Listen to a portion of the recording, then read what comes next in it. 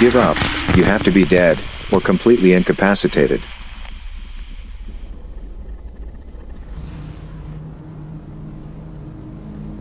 There are forces at work in the cosmos that we cannot explain. For example, why do people keep listening to this? But 12 principles behind the Agile Manifesto. Let us go, son. Our highest priority is to satisfy the customer through early and continuous delivery of valuable software. Boom, boom, boom. Welcome changing requirements, even late in development. Agile processes harness change for the customer's competitive advantage. Boom, boom, boom. Deliver working software frequently, from a couple of weeks to a couple of months, with a preference to the shorter timescale. Boom, boom, boom. Business people and developers must work together daily throughout the project. Boom, boom, boom. Build projects around motivated individuals. Give them the environment and support they need, and trust them to get the job done. Boom, boom, boom. The most efficient and effective method of conveying information to and within a development team is face-to-face conversation. Boom, boom, boom. Working software is the primary measure of progress. Boom, boom, boom. Agile processes promote sustainable development. The sponsors, developers, and users should be able to maintain a constant pace indefinitely. Boom, boom, boom. Continuous attention to technical excellence and good design enhances agility. Boom, boom, boom. Simplicity, the art of maximizing the amount of work not done, is essential. Boom, boom, boom. The best architectures, requirements, and designs emerge from self-organizing teams. Boom, boom, boom. At regular intervals, the team reflects on how to become more effective, then tunes and adjusts its behavior accordingly. Boom, boom, boom. Boom, boom, boom. But boom, boom, but. Okay. Fine. Agenda. Bank infra. DevOps. CCNA. Acronyms. MathPy. aws.net core not. Trader baby. AWS Q&A. Anything else, maybe, but boom, boom, but. So but. Bank IT dead people. Comprises of 3 groups. Private network aka users aka customers, bank tellers, managers, call centers, merchants, a TMS, internet banking, blockchain, FICO aka who is that? So. Second group is cloud provider aka cloud. Third enterprise network aka marketing, finance, core banking, corporate banking, general ledger aka who is that? Loans, mortgage, accounting, customer relationship. So but. Private and cloud via edge services and enterprise and cloud via transformation and connectivity. But. Private and cloud via edge services and then via API management. So. Private and cloud via API management almost. And API management is API gateways, right? API management Gartner Magic Quadrant results for 2022. Leaders are Google Apigee, Salesforce MuleSoft, IBM, Microsoft, Axway, Software AG, Comm. But. Challengers are Amazon Web Services, SAP. Then visionaries are TIBCO, TIBCO, Software, Postman, WSO2, TIG aka TYK. Then. Niche players are Boomi, Smart Bear, Broadcom, Solo.io. This is the Magic Quadrant for full life cycle API management. Anyway, what is API management? API management refers to the processes for distributing, controlling, and analyzing the APIs that connect applications and data across the enterprise and across clouds. The goal of API management is to allow organizations that create APIs or use others' APIs to monitor activity and ensure the needs of the developers and applications using the API are being met. Organizations are implementing strategies to manage their APIs so they can respond to rapid changes in customer demands. In most cases, these organizations adopt a microservices architecture in order to meet demands by speeding method for synchronous interaction among microservices together. Managing these APIs allows an organization to make sure the APIs are used in compliance with corporate policies and allows governance by appropriate levels of security, as some services may require different security policies than others. But. CCNA. Subnetting and VLSM aka variable length subnet masks. Hearing this, you might learn some like about subnetting network, subnetting shortcuts, understand the difference between classful and classless addressing, learned about variable length subnet masks aka VLS so. You may need to use multiple networks as a result of your business operating in several different physical locations. Or, if you are working in one location, you may want to cut down on broadcast traffic being sent across the entire network by segmenting your network into multiple segments, placing router in between each network segment. Each segment will need its own network address range so that the router can send the data from one network to another.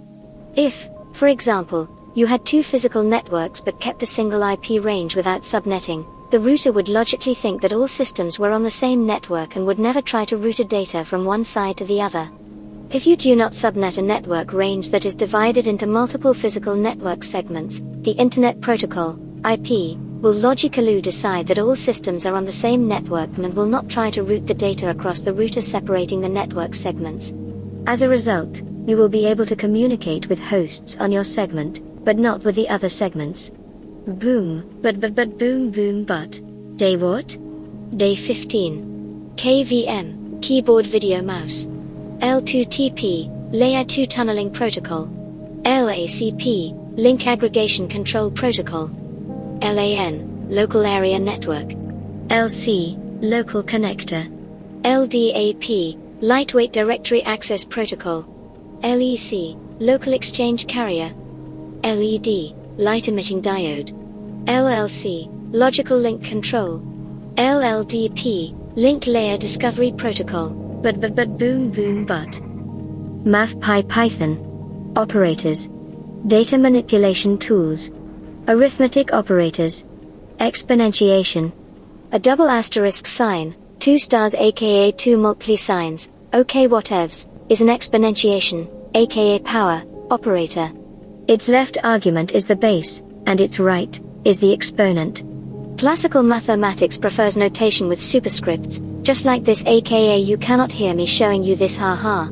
Pure text editors do not accept that, so Python uses double asterisks instead, aka 2 double asterisk 3, meaning 2 to the power of 3. Boom. Now if you use print function and do the, let's call double asterisk DA, and do the 2d3, meaning 2 to the power of 3, you will get 8. Even if you add point to the numbers like 2 or 3, and even in the exponent it will give you result. However, in case of numbers with points you will get result with point, meaning 8.0. So when both arguments are integers, the result is an integer, 2.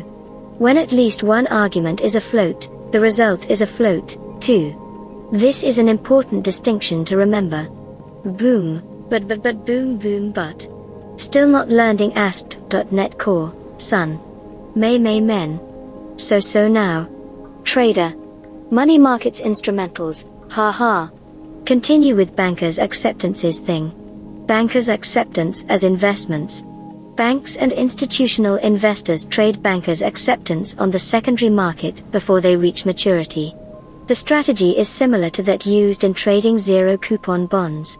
The banker's acceptance is sold below face value, at a discount determined by the amount of time before the maturity date. Bankers' acceptance are considered to be relatively safe investment because the bank and the borrower are liable for the amount that is due when the instrument matures. So. What are the advantages and disadvantages of a banker's acceptance? One of the key advantages of a banker's acceptance is it is backed by a financial institution, meaning protected against default. This gives the seller assurance related to payment. Meanwhile, buyers are afforded the ability to make purchase in a timely manner and not worry about having to make payments in advance. Now, the key risk is that the financial institution will have to make good on the promised payment. This is the key risk for the bank. To help hedge against this, the bank may require the buyer to post collateral. So but, how bankers' acceptance work? For a banker's acceptance, the importer will seek to make a purchase from an exporter, generally in another country. The exporter wants assurance of payment, but the importer also wants assurance that the seller can deliver. Banker's acceptance is a form of payment backed by a bank that eliminates transaction-related risks for the importer and exporter. So but, is a banker's acceptance a money market instrument? Bankers' acceptance are money market instrumentals and, like most money markets, are relatively safe and liquid, particularly when the paying bank enjoys a strong credit rating. But, what is a banker's acceptance rate? Banks' acceptance are assumed to be safe investments as they are backed by the bank, which means they often trade at a discount to face value. The banker's acceptance rate is the market rate at which these instruments trade. It is the return an investor would receive if they purchased today and held until the payment date. But, what is the difference between bank's acceptance and commercial paper? Commercial paper is a promissory note that pays a fixed rate. It is unsecured and can be for a few days or years. Commercial paper is generally used to cover short-term obligations, such as the cost for a new project, or short-term receivables. Bankers' acceptance are also short-term promissory notes, although they have the unconditional guarantee of a bank and are often used for trade. But bottom line. From an investment perspective, bankers' acceptance are relatively safe investments, being money market investments and in line with T-bill from a risk-return perspective. T-bills meaning treasury bills. For importers and exporters, bankers' acceptance help boost trade by reducing transaction-related risks. But. An Amazon Virtual Private Cloud, VPC, can include multiple availability zones. Next. A cloud practitioner anticipates an increase in application traffic at a future date and time when a sales event will take place. How can the cloud practitioner configure Amazon EC2 auto-scaling to ensure the right number of Amazon EC2 instances are available ahead of the event? Configure a scheduled scaling policy. Next. A company is deploying an application on Amazon EC2 that requires low-latency access to application components in an on-premises data center. Which AWS service or resource can the company use to extend their existing VPC to the on-premises data center? AWS Outposts. Next. Which type of credential should a cloud practitioner use for programmatic access to AWS resources from the AWS CLI/API? Access keys. Next. A company is designing a newer service that must align with the operational excellence pillar of the AWS well-architected framework. Which design principles should the company follow? Anticipate failure. And perform operations as code. Next. A website has a global customer base and users have reported poor performance when connecting to the site. Which AWS service will improve the customer experience by reducing latency? Amazon CloudFront. Next. What is one method of protecting against distributed denial of service, DDoS, attacks in the AWS cloud? Configure a firewall in front of resources. Next. How much data can a company store in the Amazon S3 service? Virtually unlimited. Next. A company is deploying a new workload and software licensing requirements dictate that the workload must be run on a specific, physical server. Which Amazon EC2 instance deployment option should be used? Dedicated hosts. Next. Which of the following are valid benefits of using the AWS cloud? Fast provisioning of IT resources. And ability to go global quickly. Boom. Bye-bye.